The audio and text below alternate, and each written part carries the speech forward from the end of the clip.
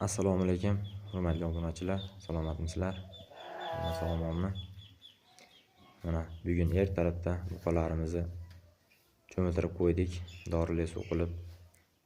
Cho'miltirishimiz endi ancha-muncha pashalariga bir foyda bo'ladi degan maqsadda qashlash qaranglar, shunaqa bilan innovatsiyayu. Pashalariga ancha foyda bo'ladi. Molxonadan ham hidi kelib desa bu dorini har qalay yo'qoladi pashalar, o'ziga ham tanasiga ham yopishavermaydi. Kiralili suv qilib cho'miltirdik. Mana yaltirab qoldi buqalar ham. Bitta narsaga hayronman-da. Bundan oldingi patoyda 3 ta qirg'iz buqa boqqan edik. Shvet edi. Juda yuvosh edi. Mana bu qizil buqamiz ham qirg'iz buqa, endi shvet bo'lmasligi mumkin, to'g'ri-ku, lekin qirg'iz buqa bu ham.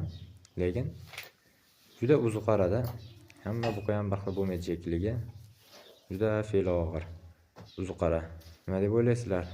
Boshqa qirg'iz buqalar ham shunaqamikin yo faqat qirg'iz buqalarning shvetlari yuvosh bo'ladimikin? Kommentariyaga o'zingizlar fikrlar yozib ketinglar. Buqamizning o'zgarishlarini videolarini qo'yib boraman. Kuzatib boringlar.